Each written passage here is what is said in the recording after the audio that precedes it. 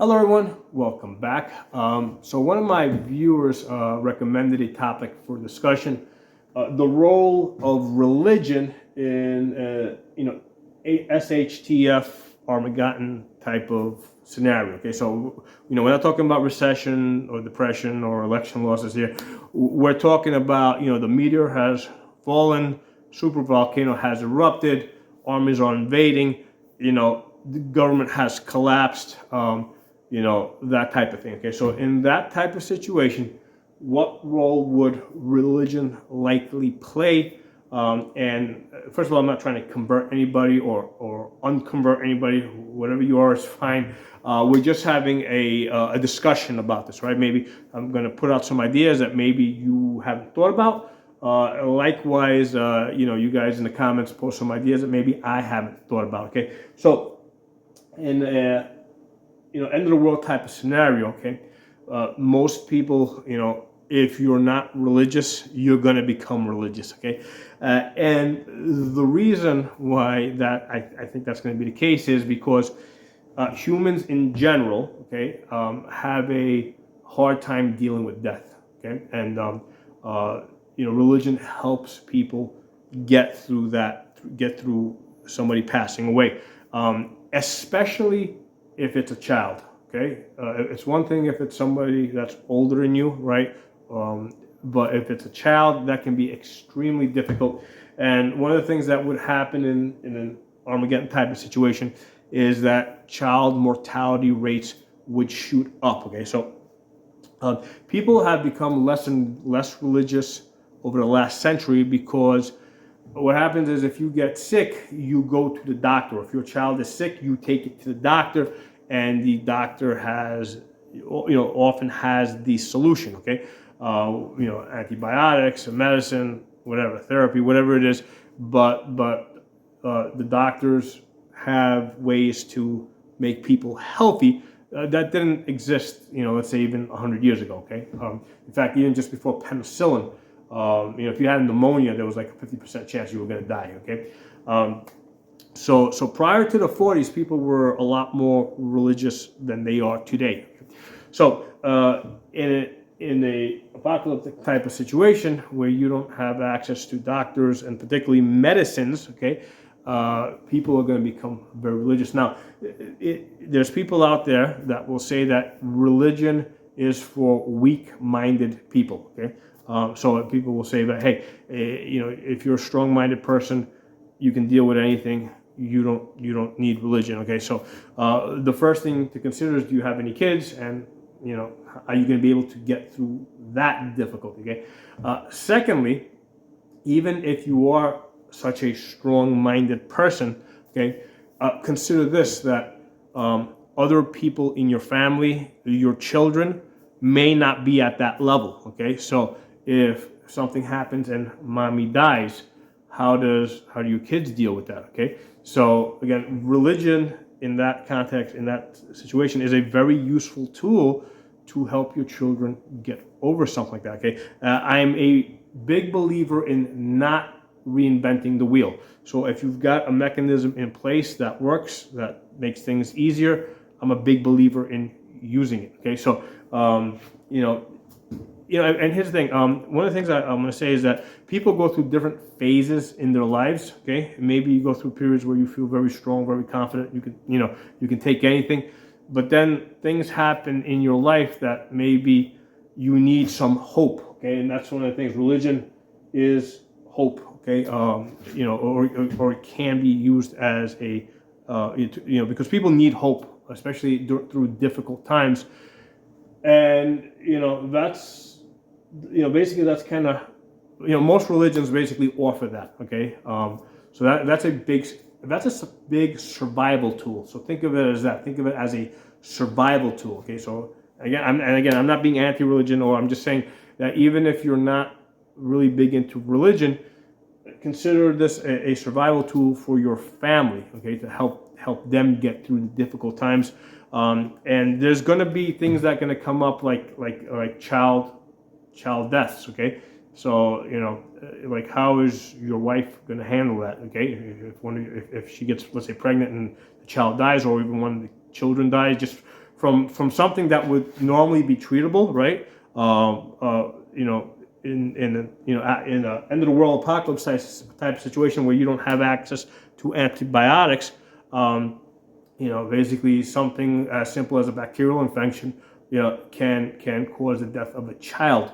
So here's the thing: how's your wife going to deal with that? Okay, is she going to have a complete mental breakdown? Okay, because a lot of, you know, something like that, like losing a child, can drive people crazy. Okay, so if she has a complete mental breakdown, what about the other kids? Now the other children are at risk because she's not doing the job of mothering. So even though you might be a really strong guy, you know, you think of the other people around you. So one of the things that I learned from somebody many years ago, okay, they said, you know, if you've got kids, make sure that you know, basically introduce them to some religion, okay, and let them know that, hey, this is your religion. This is here. If you know, it's one of those things like take of it as much as you need, okay. You know, because again, you can't. This is not something you can force down people's throats, but make it available to them so that if they need it because of what's happening in their lives, it's available. They have a well of hope. Okay, so they got a place where they can go and get some hope. Because remember, you may not survive. Okay, something may happen that you or I or whoever's in charge of the family, we might die. Okay, what's gonna give them hope to keep carrying on? Okay, so that's the place of religion in a, you know, Armageddon type of situation. Okay, now one of the things to consider is that if you currently have certain religious practices, right, where you're traveling to a certain place, meeting with a group of people, you might have traveling problems. You may not be able to get together with those people, so you may have to change that. You may have to, you may have to stop practicing whatever you're going to be practicing with your close neighbors, okay, or people in your area, or your family members, or whatever. So just be aware that travel, right, because, you know, may make it difficult for you to practice religion the way that you are currently doing. Okay, so you may end up with a new group. So you know, leave yourself open to that idea, because again, this is all about supplying your family with hope so they can survive. Okay, so you want to provide your family hope so they can survive. Now, the other thing to consider, okay, long term, okay,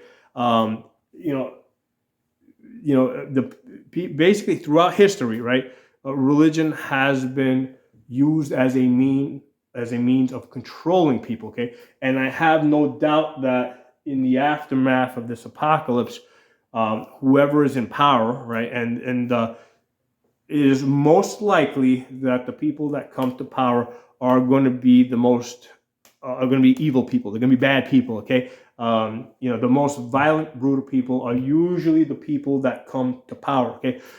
Don't look at the American Revolution of 240 years ago and look at that as a model for, you know, how our society reformed itself. Look at like South America, okay?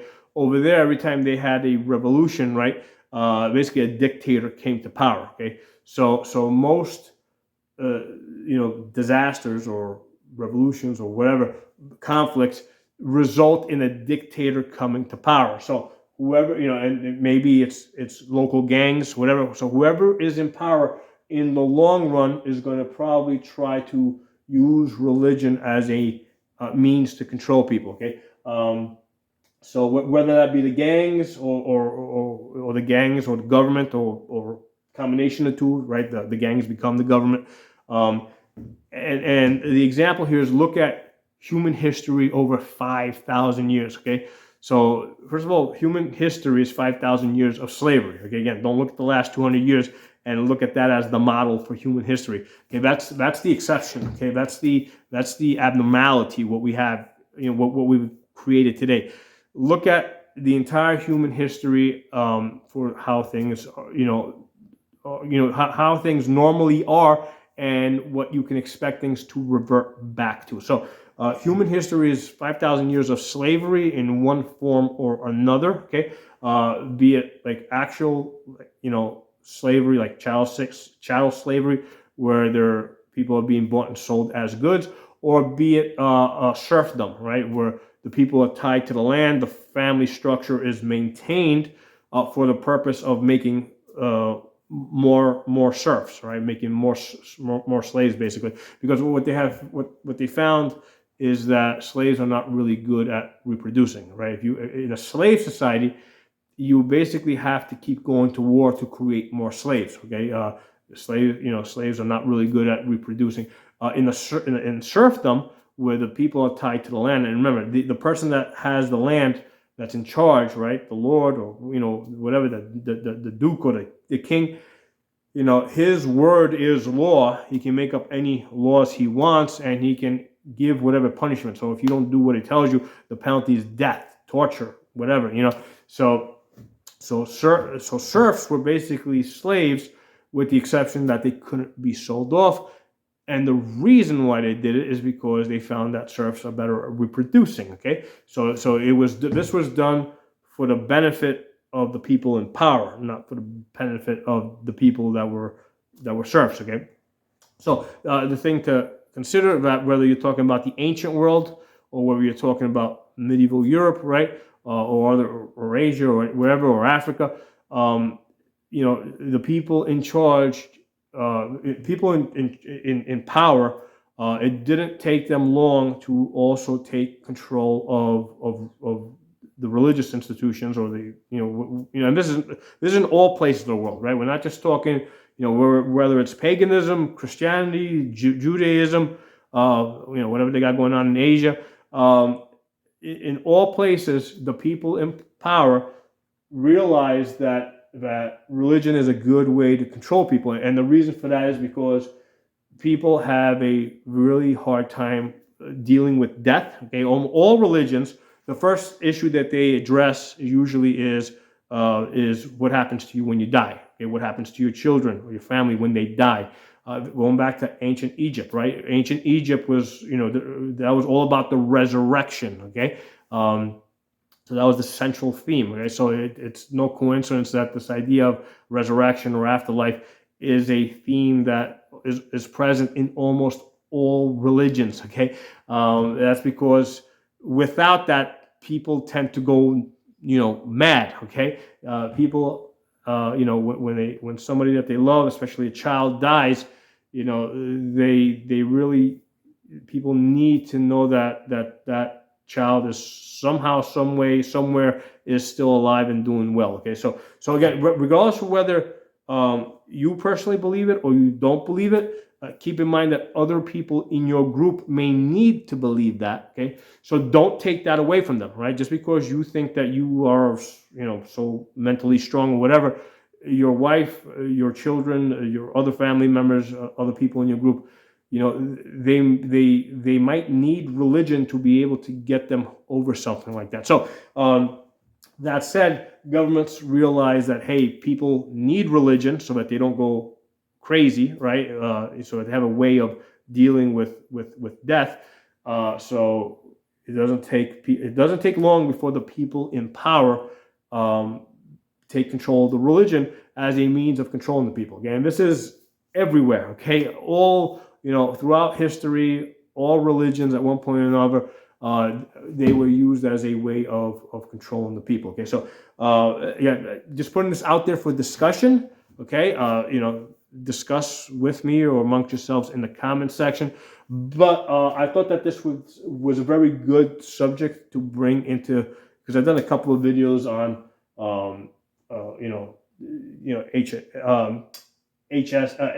SHTF, right? Armageddon, apocalypse. We talked about currencies. We talked about different ways that it would shape up, the role of guns and ammunition in that type of situation. So I thought that it would also be interesting to talk about the role of religion in that type of situation. And I want to thank the person that suggested that we talk about this. And I'll talk to you guys soon.